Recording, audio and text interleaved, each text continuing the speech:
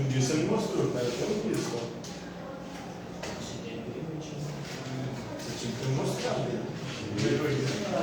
Mas no dia que eu li, eu estava muito cansado. Deve não ter vindo. Porque no dia que eu olhei, tá aí quem estava aqui. Eu tiro a nota.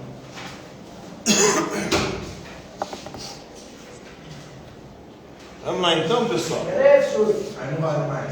William James? Não vale mais, talvez. William James, você Mas já passou? fechou, tinha que tem que mostrar. aqui, Vai, tem que procurar isso aí. Vai? Então, cara, todo Não, você fez, mas agora já fechou. Não sabe o que você tinha feito, você não mostrou. William Mas James? não dá para encaixar de novo. Mas no outro mês eu posso tentar, agora eu já estou fechado, não tem como tentar. William James? Não, então você faltar nesse primeiro, então você completa. William James? Oi? O último texto que você passou foi William James. William James, E isso. depois você passou alguma coisa? Não. Então o Michel passou por mim. Ah, sim, sim. Hoje eu vou terminar de explicar aquelas perguntas que eu tinha passado.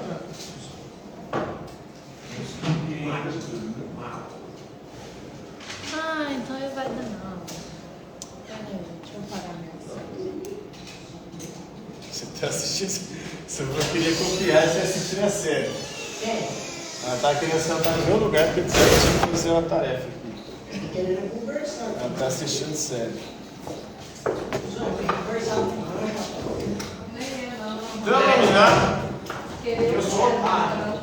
Fala pra você, pode falar, só que você. Querer conversar com você. Oi? Preservação da pequena. Eu tinha explicado o Carl Jaspers e o Albert Camus. Agora nós vamos entrar na fenomenologia. Só o William James, só o William James. Oi? Só o William James esse bimestre agora. Fenomenologia de Russell. Edmund Russell, filósofo alemão que viveu no século XX e é o fundador dessa corrente filosófica. Filologia sendo o quê? Estudo. Russell vai fundar uma ciência que busca estudar os fenômenos. O que é um fenômeno?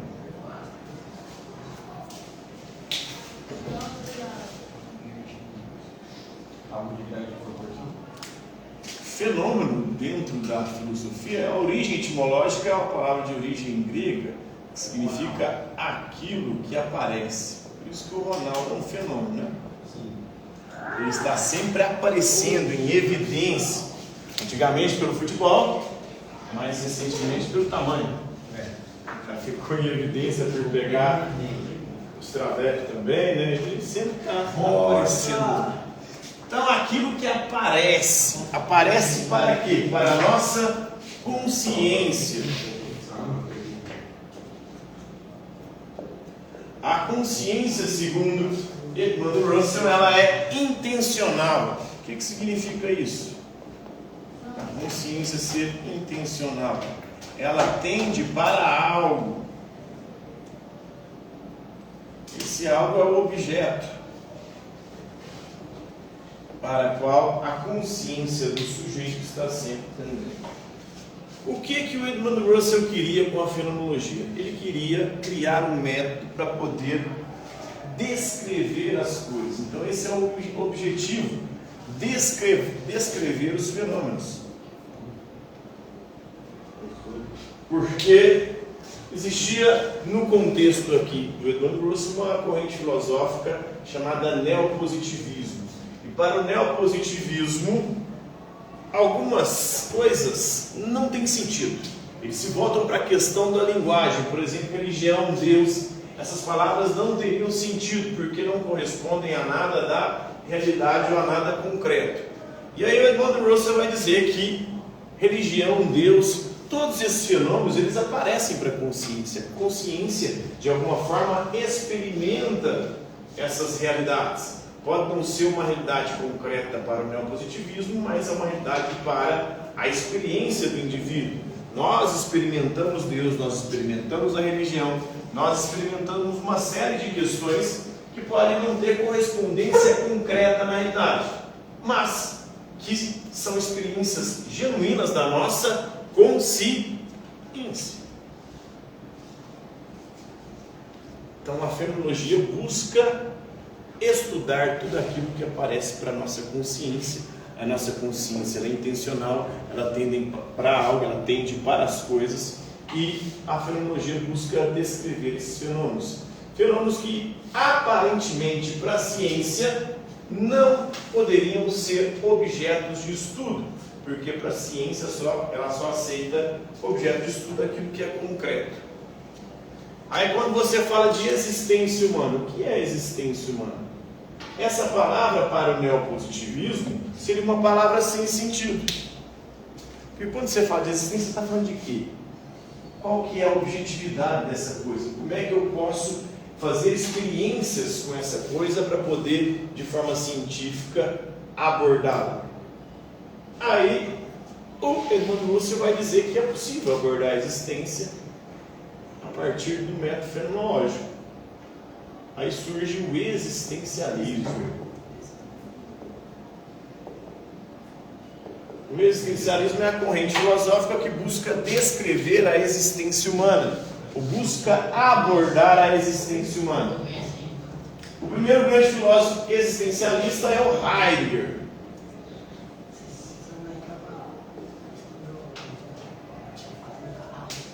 Heidegger vai trabalhar sobre a questão do ser.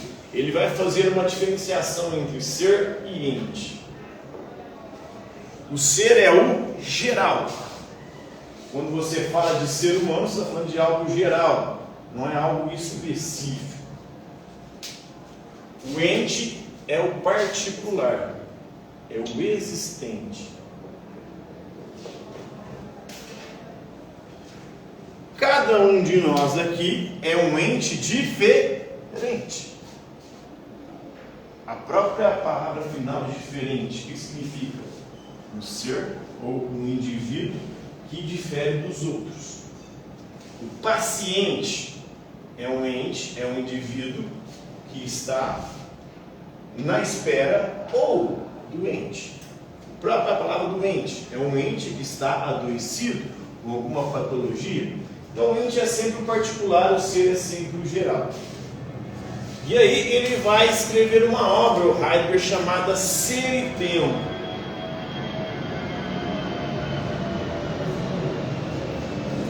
E nessa obra Ser e Tempo ele vai abordar o ente humano.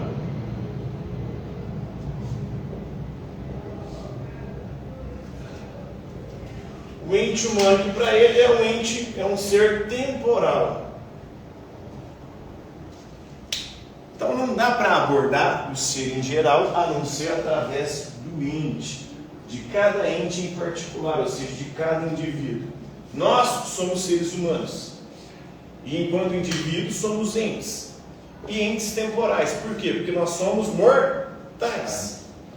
Ele vai dizer que o ser humano é um ser para a morte.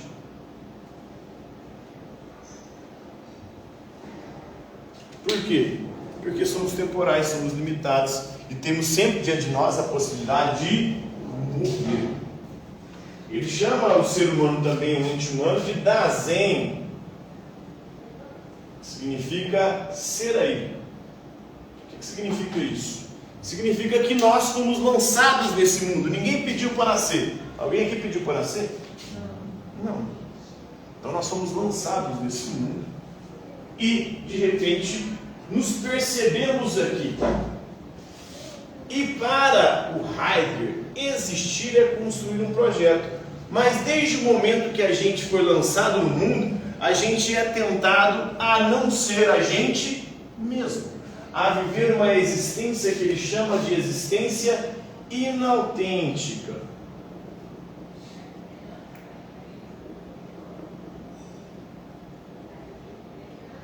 O que é uma existência inautêntica?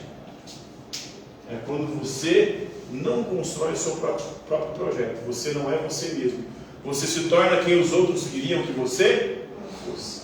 Isso começa em casa, com os seus pais. Em casa você não pode ser quem você é. Você tem que ser quem os seus pais querem que você seja. Aí você vem para a escola. Na escola você não pode ser quem você é. Você tem que ser quem os seus professores querem que você seja. Aí você vai para o trabalho. No trabalho você não pode ser quem você é. Você tem que ser quem o seu patrão quer que você seja. Você arruma um relacionamento. No relacionamento você não pode ser quem você é. Você tem que ser quem a pessoa com quem você está se relacionando quer que você seja.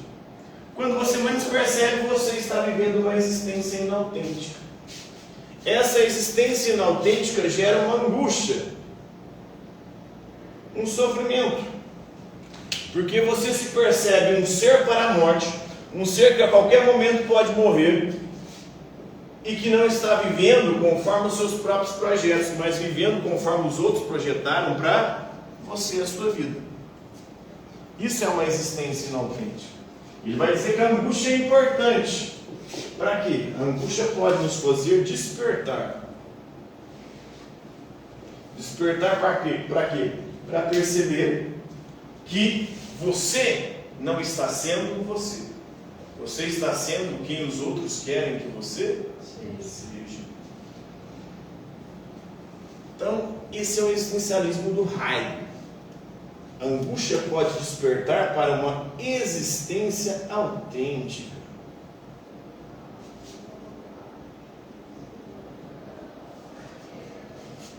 Então, na sua obra O Ser e o Tempo, ele vai fazer uma diferença entre o ser e o ente. O ser é o geral, é uma abstração. O ente é o particular, é a única coisa que a gente pode abordar. Os indivíduos, o indivíduo humano. O indivíduo humano é um ser temporal, ou seja, um ser para a morte. É um ser que vai morrer. É um ser que foi lançado aqui e a qualquer momento pode partir daqui. E aí, ele vai abordar a existência humana. E a existência humana para Heidegger é o quê? Existir é construir um projeto.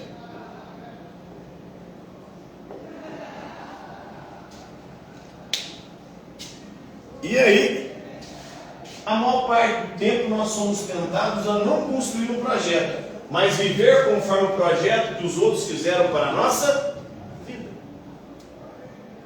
Isso começa em casa, depois na escola, depois do trabalho, depois do relacionamento. E aí você percebe que você não construiu projeto nenhum. Você está vivendo conforme o projeto dos outros. Então você não está existindo. Você está só vivendo. Viver, qualquer ser vivo vive. A planta vive, o animal vive. Mas existir é algo que só nós, seres humanos, podemos fazer. Então você não está se tornando um ser humano. Você está se tornando uma coisa. Uma coisa que está vivendo conforme o projeto dos outros.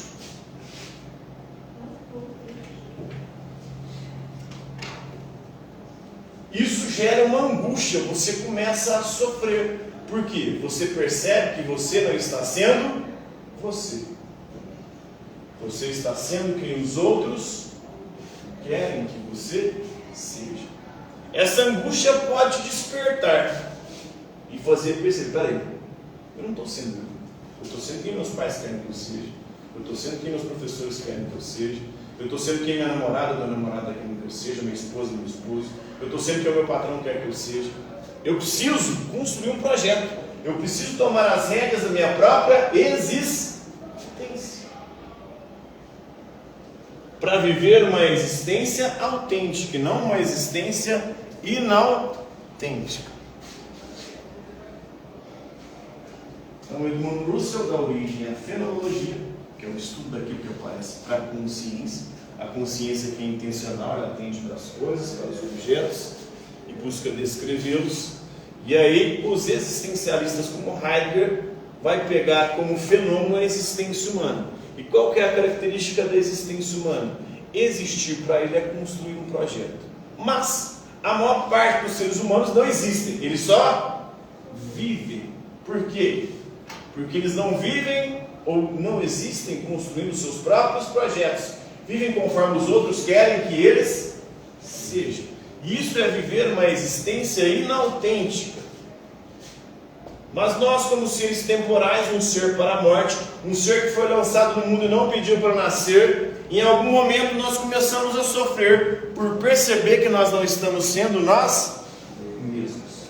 Estamos sendo o que os outros queriam que a gente fosse. Esse sofrimento pode nos ajudar a despertar. E aí,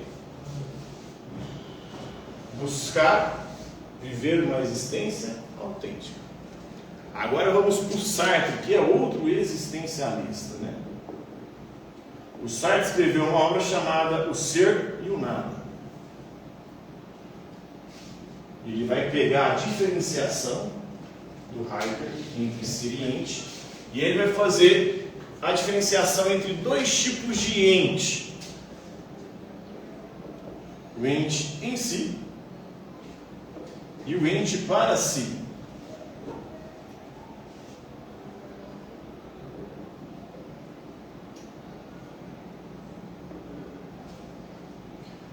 O ente em si é aquele ente cuja essência determina a existência.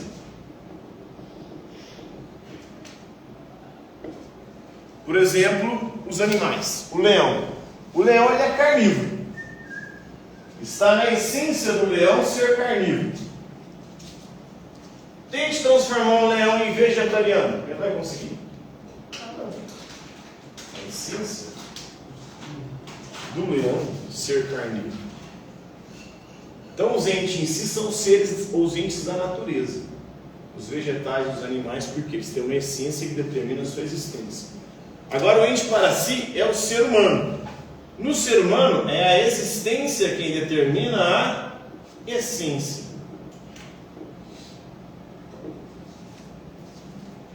O que significa isso? Que as nossas escolhas é quem vão determinar quem nós somos.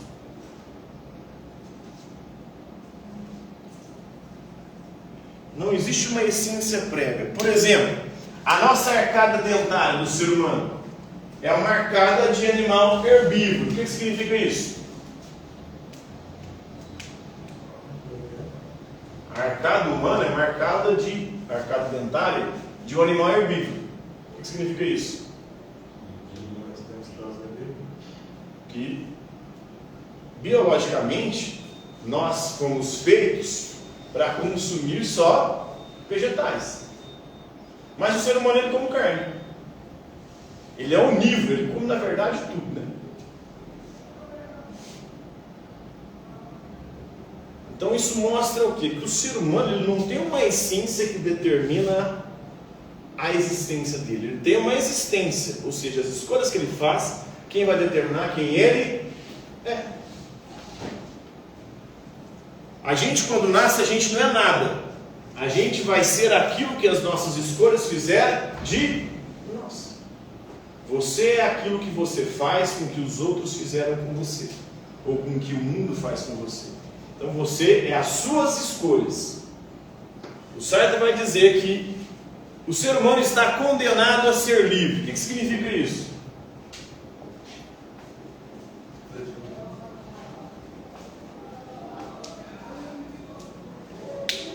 Significa que nós somos as nossas escolhas e não tem como fugir dessas escolhas. Até quando você foge da escolha, você está escolhendo. Quando você escolhe não escolher, você está fazendo uma escolha. Então, sempre estamos escolhendo. E a responsabilidade pelas nossas escolhas é exclusivamente nossa. Então, se você se transformar no merda, o único responsável por você se transformar no merda é você mesmo. Mas só que o ser humano age de má fé. O que é má fé? É quando você coloca a culpa nos outros pelas suas escolhas. Você que fez a escolha, mas coloca a culpa nos outros. Não gosto de estudar porque meus professores são chatos demais. Mas é mesmo. Não. Então você está colocando no outro a culpa de uma escolha que você está fazendo. Pode até ser, mas isso vai fazer com que você escolha não estudar por causa de outra pessoa. Você deveria escolher estudar por consciência própria, independentemente dos professores, independentemente dos colegas, independentemente de qualquer coisa. Deveria ser uma escolha sua. Mas aí você prefere jogar a culpa nos outros. Ah, eu sou assim porque meus pais me educaram assim. Você está jogando a culpa nos seus pais pelas escolhas que você fez. Você pode escolher viver conforme seu pai te educou ou não. Até dentro de uma prisão você pode fazer escolhas. Você foi preso por cometer um crime. Lá você pode fazer a escolha: pagar pelo crime ou se tornar um criminoso ainda pior. Porque sabemos que no nosso país os presídios são uma universidade do crime. Você entra lá como um ladrão de galinha, você sai de lá como integrante de algum Graduação. Você faz uma graduação, você pode sair lá integrando o Comando Vermelho, PCC, Família do Norte, qualquer outra aí, grande corporação criminosa brasileira, e ir se graduando à medida que você vai. Então tudo é escolha, e a escolha é sempre sua. Aí está a liberdade. A liberdade implica responsabilidade. Só o indivíduo que é capaz de responder por suas escolhas pode ser considerado livre. Uma pessoa, por exemplo, que tem síndrome de Down.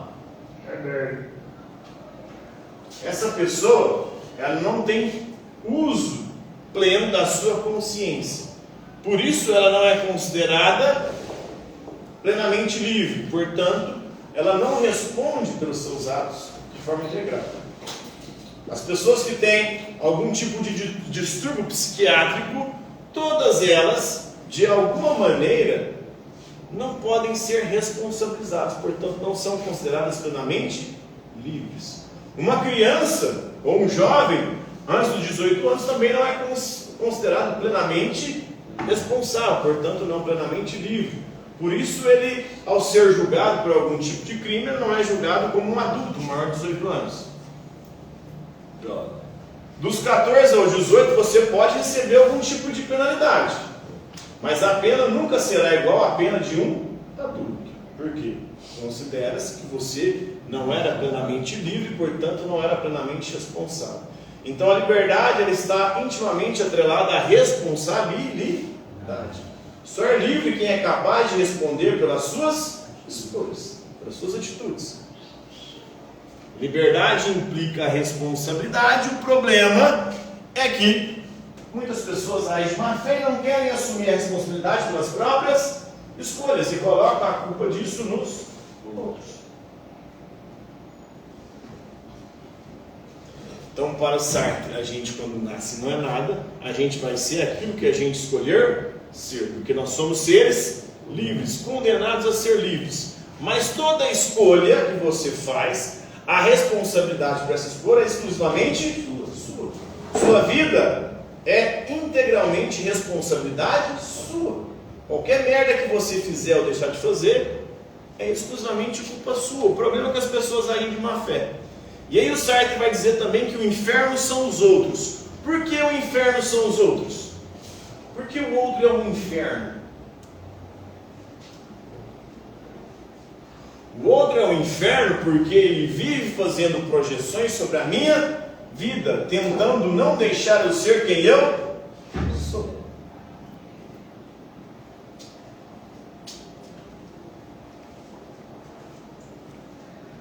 Então esse é o Sartre. O Sartre, o ser humano, é um ser livre e responsável pelas suas próprias escolhas. O problema é que muitos não assumem essa responsabilidade e agem de má fé. O outro é o inferno porque o outro, de alguma forma, tenta colocar limites à minha liberdade. E tem a Simone de Beauvoir, que foi companheira de Sartre.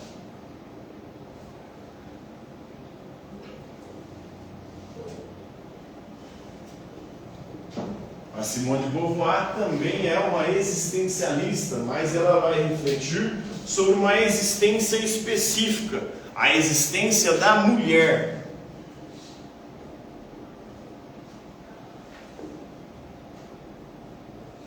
E ela vai dizer: a mulher não nasce mulher, ela torna-se mulher. O que ela queria dizer com essa frase?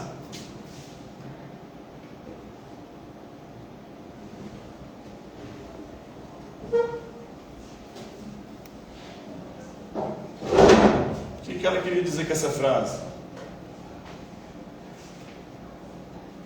A mulher não nasce mulher, ela torna-se. Porque quando você nasce como um nada. Você será aquilo que você escolher ser.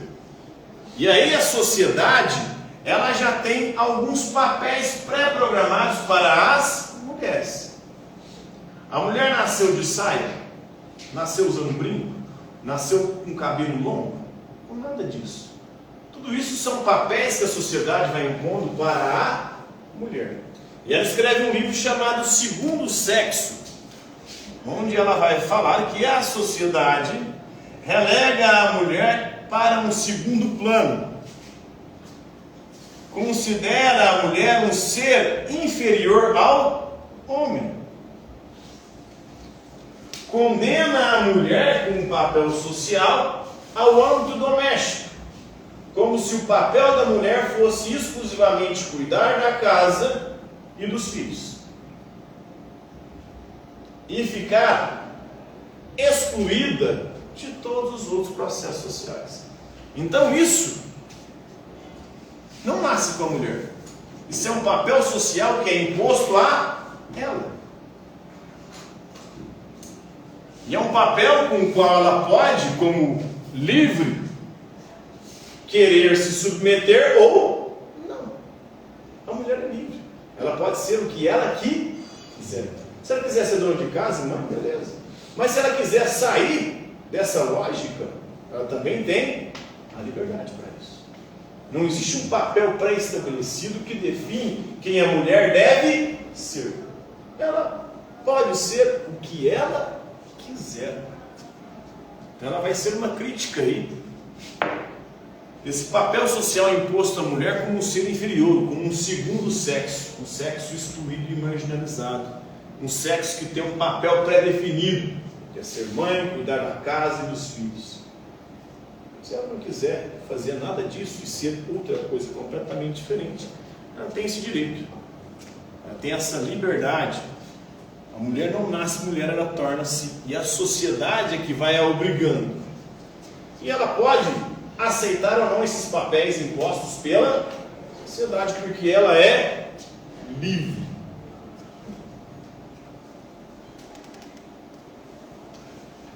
Então acho que era isso aí, não é?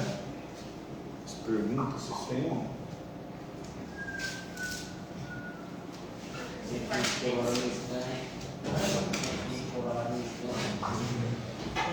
Carregar.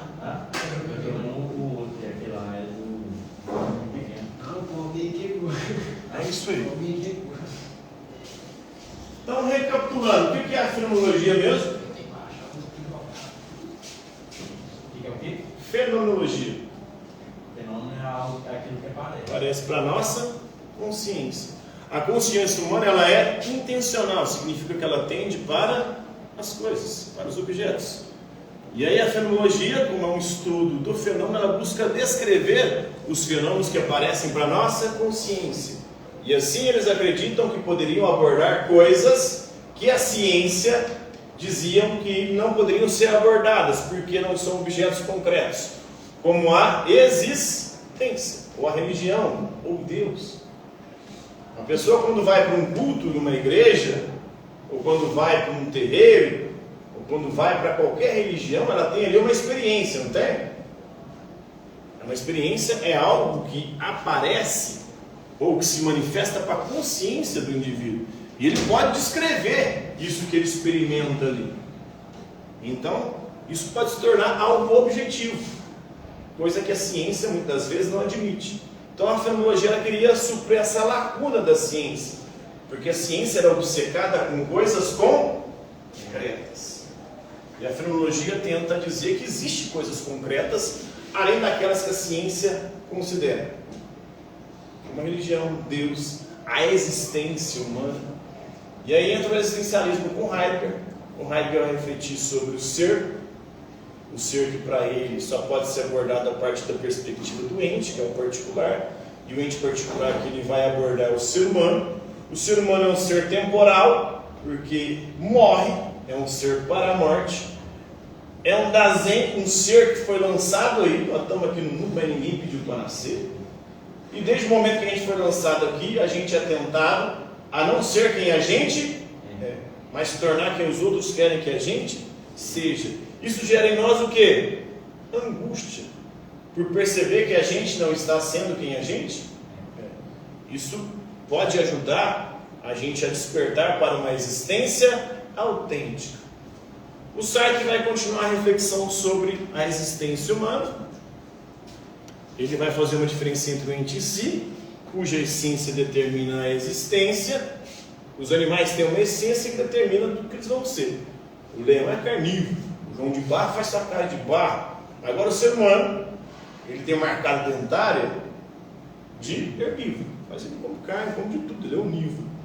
O ser humano faz sua casa de tijolo, de cimento, de pau, de pedra, de qualquer coisa. O ser humano ele escolhe, ele é livre, ele está condenado a ser livre.